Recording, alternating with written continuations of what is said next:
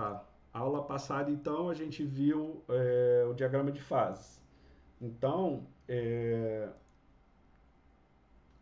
aqui, olha, a gente tinha visto que nós temos o diagrama de fases, aqui é o envelope de fases. Ele é composto pela curva do ponto de bolha e pela curva do ponto de orvalho. Esse ponto crítico aqui é essa área cinzenta, né, onde a gente não consegue definir, mas ela fica sempre nessa região, que é onde acaba a curva do ponto de bolha e se inicia a curva do ponto de orvalho. Então, à esquerda da curva do ponto de bolha, nós temos uma substância 100% líquida. Aqui no meio as fases vão coexistir, o líquido e o gasoso, né? E do lado direito da curva do ponto de orvalho nós temos uma substância 100% gasosa, tá bom? Então, e o que está acontecendo aqui? A depender da pressão e da temperatura, eu vou ter comportamentos distintos. E isso é válido apenas para uma mistura de hidrocarbonetos. Isso é muito específico, tá? Quando a gente fala de hidrocarbonetos. Como vocês podem ver aqui no momento 1, o volume, né? E para o momento 2 não altera, então aqui para uma condição isobárica, né? Não há variação de pressão, apenas variação, tem um ΔT, uma variação de temperatura. Então quando eu chego no ponto 2, eu tenho o surgimento da primeira fração infinitesimal de gás, uma primeira partícula de gás surgindo. Repare que o volume, né, não se altera, tá? Agora, quando eu chego aqui nessa faixa de temperatura com a mesma pressão anterior, olha o que acontece com o volume, aumenta consideravelmente, não é? E eu tenho aqui, ó, como eu estou em cima da curva do ponto de orvalho, eu tenho a última fração infinitesimal de líquido agora, não é? E quando há um incremento ainda maior da temperatura, eu tenho a completa vaporização e aumento do volume. Tá? Então, o que eu destaco aqui é justamente o acréscimo de volume. Tá? O volume aumenta. Então, aumento do volume, conforme aumento da temperatura para uma mesma pressão. Repare aqui, ó, pressão constante. Vaporização de uma mistura de hidrocarbonetos. Tá? Então aqui a gente viu um pouco mais de detalhes. Nós temos uma curva que vai limitar, né, um eixo perpendicular ao eixo de temperatura, é a cricodenterma, não é? Ou seja, é a pressão máxima onde o gás pode coexistir. Então por que eu posso afirmar isso? Repare, é justamente aqui, ela vai tangenciar a curva do ponto de orvalho. Então até aqui o líquido e o gás conseguem coexistir até essa temperatura. Passou essa temperatura, é 100% gás, tá? 100% gás. E a mesma coisa aqui, eu tenho uma perpendicular ao eixo de pressão, a cricodembárica. Então a cricodembárica, olha só, qual é o limite dela aqui? Ela vai tangenciar a curva do ponto de bolha. Tá? Então até aqui, a mesma coisa, coexistência das fases. Passou essa pressão, eu só tenho uma fase, que é a fase líquida, tá bom? Então, a fase líquida aqui acima da cricodembárica, tá? Então, isso em relação à pressão, isso em relação à temperatura. E aqui eu teria o ponto crítico, né? Teoricamente, né, esse seria o limite da fase líquida e gasosa, se eu fosse traçar aqui, tendo essa linha como referência. Não é tão simples assim, tá? Mas de fato, quando a gente chega nessa região, essa região ela é sempre muito instável. A gente vai ver que tem até o gás retrógrado, né? Que é um tipo de gás que acontece nessa região, que você vai ver que o comportamento dele é muito imprevisível. Tá? Então, tudo que está nos entornos dessa região é altamente instável, tá? Na natureza. Então, conforme a pressão e a temperatura vai mudando, o comportamento desse hidrocarboneto vai mudando também. Tudo que está aqui nessas outras regiões é mais estável, eles conseguem se manter, se estabilizar na natureza. Tá? Então, só lembrando aqui, conforme eu vou avançando, olha, 100% líquido, 75% líquido, 25% gasoso, aqui metade. 25% líquido, 75% gasoso. E aqui, né, 100% gasoso ou 0% líquido, tá bom? Aqui é outra coisa que é importante, que a gente já viu também, que é levar em consideração o volume. Né? A gente tem que por isso que eu destaquei essa parte aqui. Né? Incremento do volume conforme a gente vai vaporizando a mistura de hidrocarbonetos. O mesmo não é válido para uma substância simples, tá? Como a água. Então a gente vem para a parte nova do conteúdo, né? Que são os tipos de reservatório. Então, falando primeiro no reservatório de óleo. Então, repare, olha o que está acontecendo aqui. Primeiro, repare que o diagrama de fase é um pouco mais característico, tá? Então, aquele diagrama de fase que eu mostrei para vocês é um teórico. Então, uma coisa é o diagrama teórico, que é feito ali em laboratório, né? A gente até teve essa discussão aí. Quando você está no laboratório de química, é tudo controlado, é tudo perfeito. É ali que que a gente consegue fazer essas representações gráficas comportamentais. Mas quando você vai para a prática, né, o contexto muda. É claro que se aplica aquele conhecimento previamente desenvolvido, mas você tem nuances, você tem especificidades, né? Então, o reservatório de óleo, ele pode ser um reservatório de óleo de baixa contração ou de alta contração, tá? Então, repare o que está acontecendo aqui. Olha, na pressão e na temperatura de reservatório. Olha, a pressão de reservatório é essa, tá? E a temperatura de reservatório é essa. Vamos colocar número aqui só para a gente ter valores, né? Então, eu vou botar 10 atm, por exemplo. E a temperatura de reservatório, sei lá, vamos botar 80 graus. Nossa, tá péssimo aqui desenhar com mouse. 80 graus Celsius, tá? Então, olha só, para essa pressão e essa temperatura em condição de reservatório, eu tenho uma substância 100% líquida, tá? Agora ele vai subir para a superfície, tá? Então, olha a pressão e a temperatura de superfície, né? A pressão de superfície é 1 atm, 1 atmosfera, tá? E a temperatura de superfície, vamos colocar aí, 22 graus. Então, o que aconteceu aqui? Então, repare, se aqui eu tenho 40, aqui eu devo ter em torno de 60%, né? Então, essa curva aqui, provavelmente, vamos botar aí algo em torno de 70% líquido, né? E 30% gás. Então, olha, gente, para a mesma mistura de hidrocarbonetos, quando ela está na pressão e temperatura de reservatório, ela está 100% líquida. O simples fato de eu tirar essa substância lá do reservatório e trazer para a superfície, ela fica 70% líquido e 30% gás. Ficou claro isso para vocês? O simples fato de tirar o petróleo do reservatório consiste num reservatório de óleo de baixa contração e mudança de estado. Vai chegar na superfície duas substâncias, o gás e o óleo. Sendo que lá embaixo ele só é óleo. Reservatório de óleo de alta contração. Vamos supor que a gente teve a mesma variação, o mesmo delta, tá? Aqui de 10 atm reservatório para 1. E aqui de 22, né, graus e 80.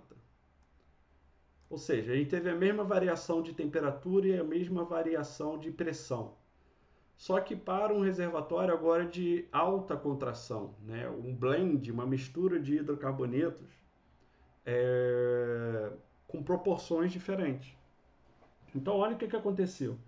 Então, 20, 40, 60, 80. Né? Então, aqui seria alguma coisa em torno de 50%, essa daqui. Tá?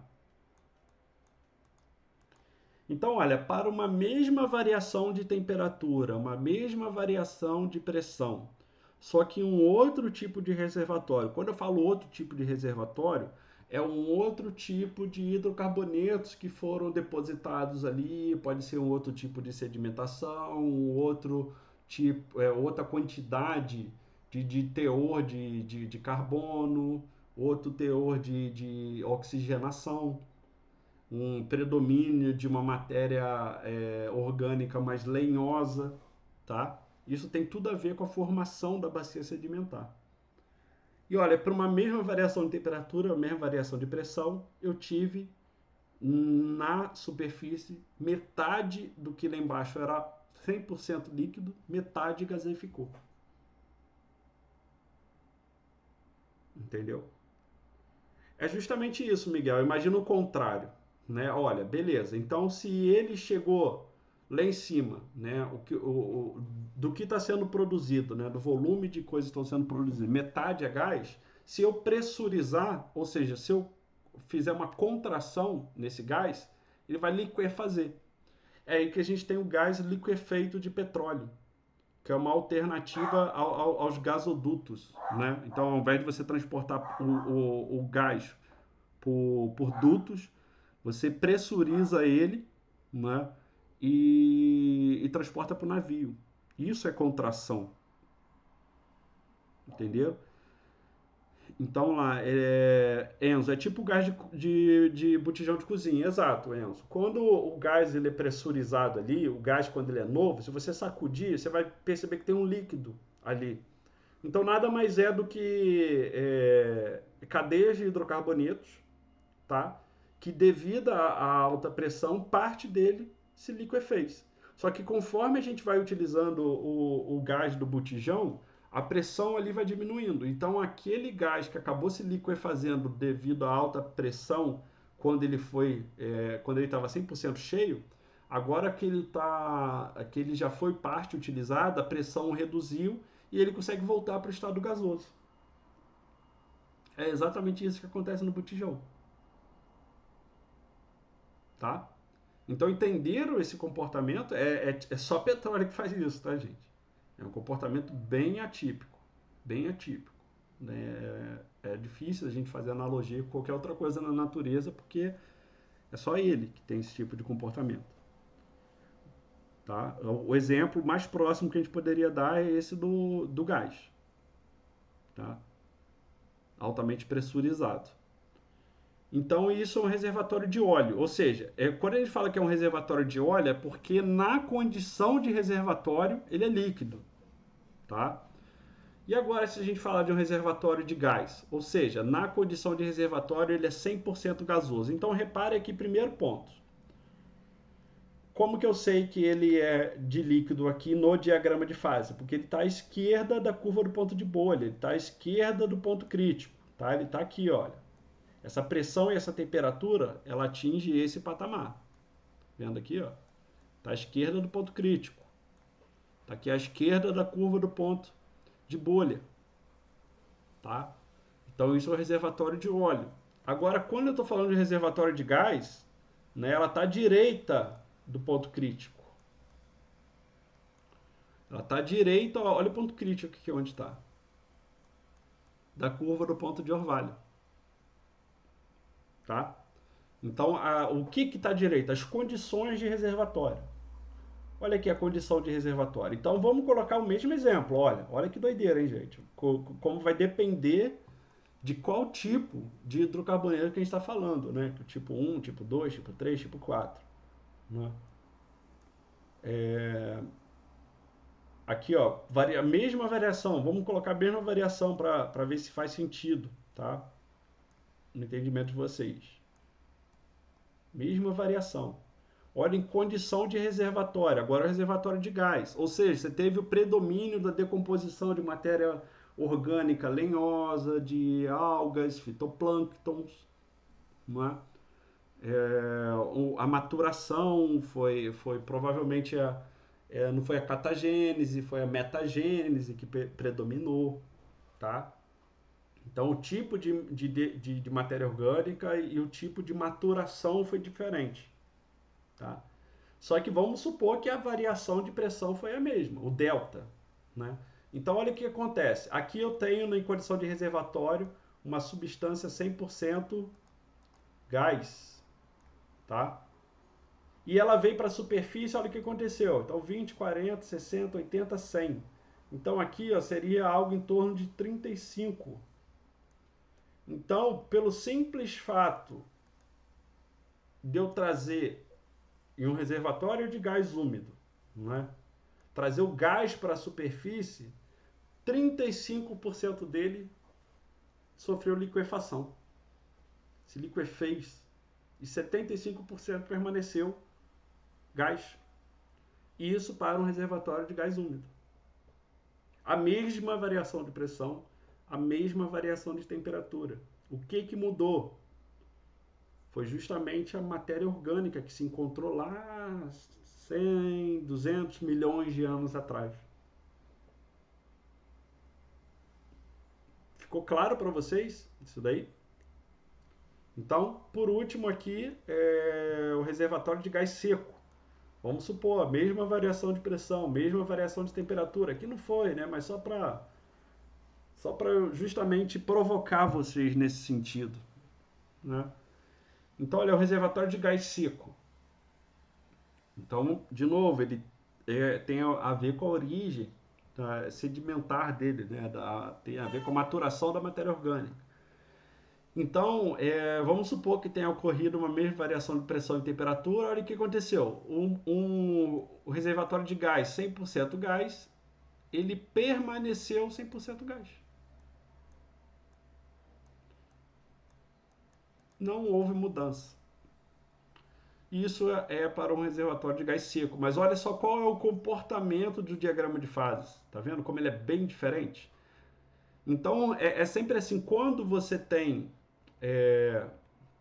repare aqui, ó, reservatórios de óleo, é só você olhar para o envelope de fase e o ponto crítico. Então, se o lado esquerdo, né, a curva do ponto de bolha, tiver um comprimento maior do que a curva do ponto de orvalho, é um reservatório de óleo. Tá? Repare. E o ponto crítico está sempre mais inclinado para a direita. Agora, quando o ponto crítico está inclinado para a esquerda e a curva do ponto de orvalho tem um comprimento maior, quer dizer que quanto maior o comprimento da curva do ponto de orvalho, quanto maior essa angulação aqui, provavelmente a gente está falando de um gás seco. Tá? Então, é por conta disso que nós temos refinarias específicas para processar certos tipos de óleo, certos tipos de gás. Muitas das vezes a gente tem que fazer blend para uma refinaria conseguir processar um tipo de óleo, conseguir processar um tipo de gás. Historicamente, a maior parte das nossas refinarias foram processadas, foram projetadas, né, para processar óleo do tipo leve, importado, né? Porque no contexto que a maior parte do parque de refino brasileiro foi construído, a maior parte, não ele na totalidade, foi justamente nesse contexto aí por volta dos anos 70, onde você tinha um Brasil que não produzia tanto petróleo, tá? E o petróleo que produzia, ele é um petróleo com outra necessidade de refino. Então ele é exportado e importado um petróleo leve, que o refino, a planta de refino é mais fácil, vamos botar entre aspas aí, né? O procedimento, né? O conhecimento se justifica, né? Então, economicamente foi uma política acertada na época, né? Eu vejo poucas críticas relacionadas a essas políticas de refino dos anos 70, na perspectiva técnica, né? Estava dentro de um contexto, fazia sentido, né? Só que hoje o contexto político, econômico, energético mudou, né? Como eu falei para vocês, tudo depende do contexto. Então, uma gestão, uma gestão estatal, fazer uma leitura do atual contexto e entender para onde a gente está indo, né, no próximo meio século, por exemplo, que é importante. Então, imagina, será que lá nos anos 70 se pensava, como será que o mundo vai estar daqui a 50 anos? Né? Chegou, né? Então, e aí? Então, enfim, é impossível. Ninguém tem bola de cristal. Esse é o ponto, né? Mas tem como se preparar, não é? Com base na história. Então, ainda mais agora que a indústria, nesses 50 anos, ela passou por várias turbulências, não é? Então, aqui, em relação aos tipos de petróleo, nós temos aquele retrógrado, aquele que eu falei para vocês. Então, tudo que acontece ali naquela proximidade do ponto crítico é sempre difícil de prever comportamento. Então, por isso aqui no caso foi até utilizado aquele diagrama de fases mais didático, tá? Só que olha o que está acontecendo. O reservatório de óleo, olha, ele acontece aqui, nessa região, tá? Nessa região aqui, reservatório líquido. Um reservatório de gás, ele acontece para cá. Mas olha o que acontece. Se a gente for descendo aqui, eu tenho um reservatório 100%, eu tenho fluido, né, 100% gasoso. Vamos considerar uma condição isotérmica, ou seja, não há variação de temperatura. Vamos variar a pressão. Então, conforme eu vou despressurizando, olha o que acontece aqui. Eu vou liquefazer parte desse gás. Então, aqui, ó, vamos supor, se aqui é 90, aqui, olha, tá 30% líquido, né, 20%, aqui 10% líquido. Então, eu vou retirando pressão, ele vai ficar aqui, olha, 10% líquido. Eu continuo retirando pressão, ele vai voltar para 100% gasoso. Então, olha só, imagina que isso daqui é um poço. Né? Um poço ele vai despressurizar. E vamos imaginar que a gente tem um controle da temperatura, que na realidade a gente acaba não tendo, né? Mas só para níveis de raciocínio. Então, olha, 100% gás. Aqui, nessa região, parte gás mais parte líquido. E aqui volta a ser 100% gás. Esse é um gás retrógrado, tá? Então ele fica gás, depois ele fica parcialmente líquido e depois ele volta a ser 100% gás. Tá? Então, pessoal, esses são os principais tipos de reservatório. Então nós temos reservatório de óleo, de gás e de gás retrógrado. O reservatório de óleo, ele pode ser um reservatório de óleo de baixa contração e de alta contração. O reservatório de gás, ele pode ser um reservatório de gás seco ou de gás úmido. E, por último, nós temos o reservatório de gás retrógrado, que ele tem esse comportamento, ora 100% gás, ora parcialmente gás, de novo volta a ser 100% gás com o decréscimo de pressão, com a despressurização do fluido. Até aí deu para entender? Deu para captar? Beleza, Enzo. Então agora não é mais dúvida, agora é dívida. Então, as terminologias básicas agora. Então, tem alguns outros pontos importantes quando a gente está falando. Provavelmente eu já citei alguns desses termos aqui, mas é importante que vocês tenham aqui para consultar. Então, nós temos, por exemplo, a razão gás-óleo, a razão água-óleo e o teor BSW, né, que é o teor de água e sedimento, Basic Sediments and Water. Então essas razões não é, nada mais é do que uma fração simples, né? Então é o volume de gás dividido pelo volume de óleo. Então quando a RGO está muito elevada, quer dizer que o volume de gás é muito elevado. Normalmente isso acontece, tá? Em campos maduros a tendência é que o volume de gás vai aumentando. A mesma coisa é RAO, então é o volume de água dividido pelo volume de óleo, né? Então essas razões, né? Então vou fazer uma aqui uma das mais famosas, né, RGO.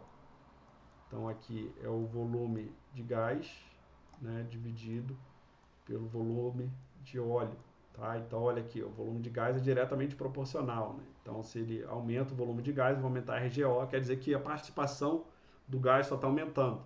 Só que o que de fato tem maior valor comercial é o volume do óleo. Então é inversamente proporcional ao valor da RGO. Então, quanto maior o volume de óleo, menor vai ser a RGO. E isso é interessante. Tá? Mesma coisa a água. Então, só a gente ir substituindo. E o teor de água e sedimentos. Eu já comentei aqui, mas, por exemplo, quando a gente está um campo maduro, né, quando eu digo campo maduro, é um reservatório que está produzindo aí 10, 20 anos. O teor BSW dele pode chegar a valores assim estratosféricos, né? Qualquer coisa na escala de 40%, 50%, ou seja, Metade do que está chegando lá em cima é água e areia. Imagina o tanto de dano, né, que isso pode trazer e comprometer toda a estrutura instalada ali a nível dos dutos, é, por conta do atrito, né, dentre outras coisas. Só que quando chega na refinaria, né, o teor BSW tem que estar muito baixo, muito baixo. Hoje em dia o ideal é falar de 1% para menos. Só que é para isso que tem o processamento primário, né, aquelas plantas de processamento primário em navios FPSO. Então, quando a gente chega com o teor BSW normal aí, que vai estar na escala de 10, 20%, né? Normal entre várias aspas, né? É, o objetivo do processamento primário é justamente reduzir isso a patamares aí. Eu lembro que vai depender da política das empresas e como foi projetado ali, mas 3% você vê. Você teve um bom processamento. A nível de engenharia é quase que um milagre, né? Mas a nível de escoamento acaba sendo um problema ainda. Então é de economicidade também. Então hoje fala-se muito em 1% de BSW, 0,5% de BSW, né? Então é mais ou menos nessa escala. Fator de volume de formação do gás, né? Então, o volume do gás em qualquer estado dividido pelo volume do mesmo gás sob condições padrões. Né? Então, vocês lembram lá o fator que a gente viu? Então, uma coisa é o volume desse gás aqui, em qualquer estado, olha, aqui. Então, uma coisa é o volume que ele ocupa aqui, em condição de reservatório, outra coisa é o volume que ele ocupa aqui em condição de superfície.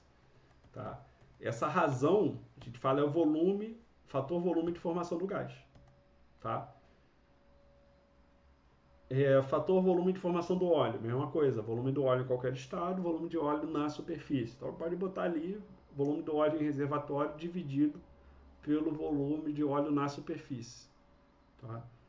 Então fator volume de formação. Então a gente vai ver o quão compressível é esse óleo, o quão compressível é esse gás, né? Qual é a tendência de comportamento dele a nível volumétrico. Tá? Então, a nível de volume. Por último, a razão de solubilidade, né, que é o volume de gás dissolvido e o volume de óleo a ser obtido da mistura. Né? Então, é justamente aquelas mudanças, né? Aquelas mudanças ali que nós tivemos de estado. Então, aqui alguns outros indicativos, a maioria já deve ter falado, né, da condição normal de temperatura e pressão, né, CNTP, que é o RGO ali. Então, um RGO alto pode indicar o quê? Um reservatório bastante depletado, ou seja, estou produzindo muito gás. Quer dizer que o auge produtivo desse reservatório já pode ter ido, né? Pode ter acabado. E a fração de componentes mais voláteis é elevada, né? O metano, etano, propano, os dióxidos de carbono, enxofre, os contaminantes também entram nessa conta aí. Enfim, tem que ser atento. Então, por quê? Será que o FPSO ele tem essa capacidade de processar esse volume? Porque o FPSO, quando ele vai, ele tem limite, tá? Igual eu já comentei com vocês também aqui, por exemplo, no meu doutorado, o limite operacional são 25 poços conectados. Não posso trabalhar mais do que isso. Então, entre poços produtores e injetores, né? Então, parte do meu trabalho, da minha pesquisa, é justamente entender ali, com dados da sísmica 4D, o que eu posso fazer? Posso fechar alguns poços, posso transformar alguns produtores em injetores, eu posso propor novos poços, mas para propor novos poços eu tenho que fechar, porque eu tenho sempre o limite operacional de 25. Né? Então, se eu quero propor 5 novos poços, então eu teria que fechar 5 poços antigos. Tá? Então tem esse limite. Só para vocês entenderem como é que funciona mais ou menos essa lógica. Deixa eu ver aqui. Ao ter o BSW a gente já falou também.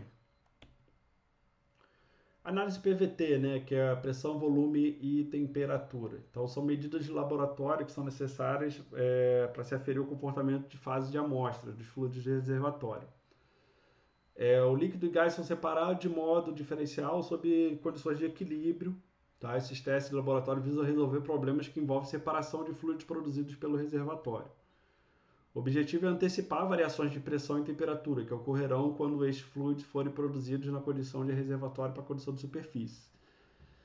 Então, normalmente aí são testes que, imagina, você desce uma ferramenta no poço de análise PVT, ela é um cilindro assim, de um tamanho, tipo uma garrafa PET de 1,5 litro. Ela tem mais ou menos esse diâmetro, né, de uma garrafa PET, talvez até um pouco menor, dependendo aí. Você vai colher uma amostra sem triturar com a broca, né, sem fragmentar, e vai tentar colher e manter a pressão e a temperatura do ambiente de onde ela foi colhida. Então, com essa amostra, você leva para o laboratório e você vai experimentando, vai aumentando a pressão, a temperatura, variando e fazendo análise na escala de microns, né? Dando zoom, entendendo o comportamento geológico do fluido, a interação fluido-rocha. Então, vários testes são feitos para justamente se antever, né? Tentar ter uma análise preditiva mais acertada de para onde vai aquele reservatório, no nível de comportamento, né? Rocha fluido. Então ela é importante porque vários valores são tirados dali e isso depois para a simulação numérica, né? É uma mão na roda, porque a partir desses dados você consegue criar cenários. Não existe um cenário, olha, vai ser esse cenário, não. Você monta um cenário probabilístico, considera que esses dados eles sempre vão ter uma margem de erro. Alguns dados são exatos, né? Mas o reservatório é dinâmico, então como ele está sendo continuamente extraído, explotado, né, seria o termo mais adequado, como ele está sendo continuamente explotado, perturbado, né, num olhar mecânico, físico, e está sendo perturbado aquele meio. Então você vai ter uma mudança de alguns parâmetros ao longo dos anos. Então, a partir da análise PVT, pode-se conhecer o comportamento das fases e função da variação da pressão. Os principais parâmetros são a pressão de bolha, aquela curva de pressão. Então, você vai fazendo diferentes pressões, diferentes temperaturas e você vai construindo. Então, o que é uma curva? São vários pontos. Então, você vai pegando vários pontos, vai vendo uma tendência, tá?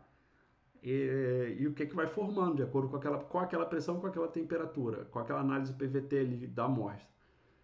Aquele fluido ali, ele se manteve óleo ou ele começou a gaseificar? É aí que você vai montando o diagrama de fases, tá? Fator volume de formação, né, o BO/BG, do óleo e do gás, razão de solubilidade. Viscosidade, isso daí é mais assim diretão, né? Você consegue aferir de forma mais direta, densidade do óleo e do gás, pressão ótima de separação. Então, vários separadores, para quem passa aí do...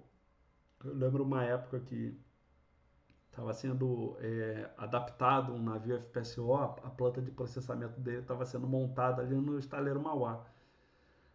Nossa, eu lembro que eu acho que levou mais de um ano que ficou ali. Que normalmente é isso mesmo, né? Leva muito tempo.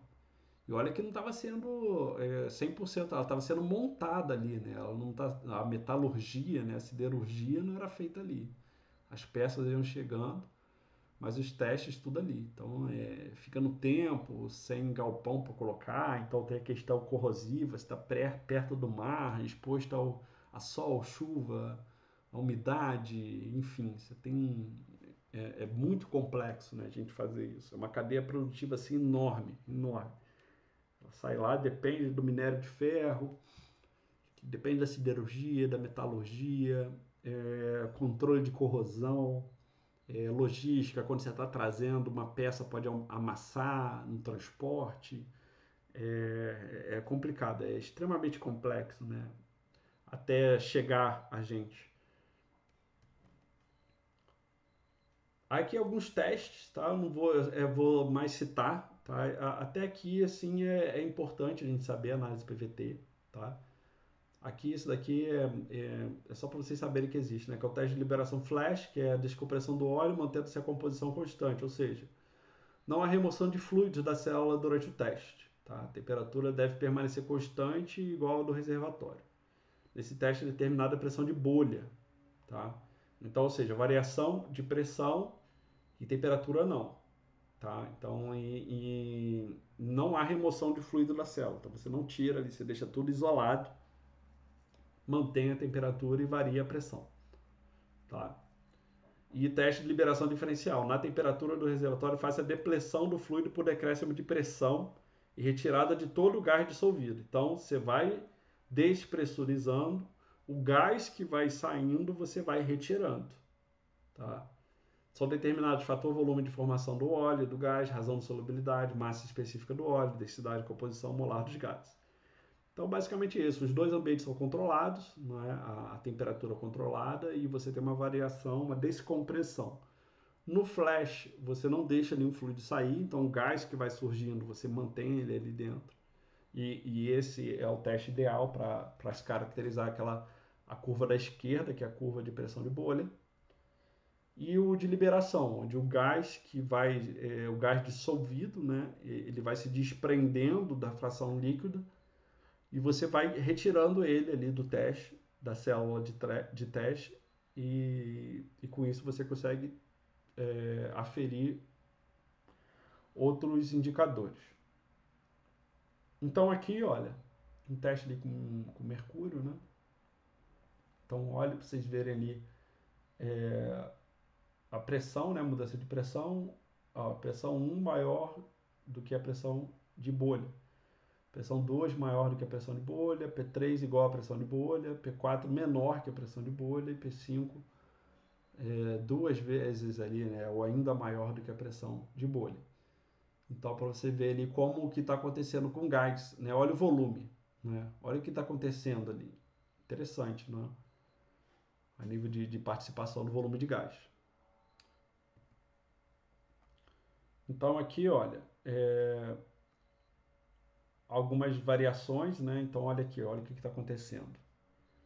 Então, ó, P1, P2 maior do que a pressão de bolha, P3 igual à pressão de bolha. Né? Então, olha aqui. Quando a pressão de bolha é justamente a fração, o surgimento da primeira partícula de gás. Não, então, ó, P4 menor que a pressão de bolha. Então, está dentro do envelope de fase. Lembra lá do envelope de fase? Né? Então, aqui quando eu falo, ó, pressão de bolha, eu estou aqui, ó. Estou qualquer aqui. Estou em cima da curva. Quando eu falo abaixo da pressão de bolha, eu estou aqui dentro do envelope de fase. Né? Então, olha o que acontece aqui com gás. Né? E aquele teste aqui, olha, uma coisa é o flash, né? Que eu vou manter. Então, o teste flash ele seria esse daqui. Vou manter o fluido. O diferencial é esse daqui, eu retiro. Tá? Mesma coisa. Aí, para vocês verem aqui a variação, né, do mercúrio também, do óleo, do volume do óleo. Aqui, ó, a P5, né, muito menor, né, P5 menor que P4 e menor que é menor do que PB, né, que seria o contexto mais correto. Olha aqui o gás, né, o volume do gás. Esse gás aqui no teste flash, por exemplo, né, aqui a variação dele, o volume de gás vai ser maior, mas repara que no diferencial vai ser a mesma, tá? O que vai mudar aqui? Isso quando ele sai, né? Mas olha o que mudou aqui o óleo, foi o óleo, né? Então você teve aqui um avanço do mercúrio. Até aqui, gente, como é que tá? Tranquilo?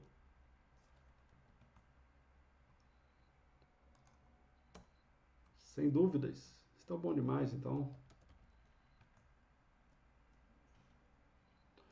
Deixa eu voltar aqui. Tá.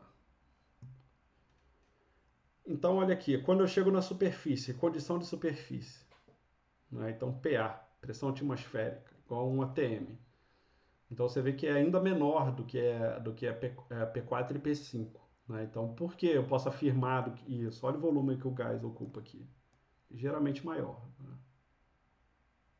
Geralmente maior.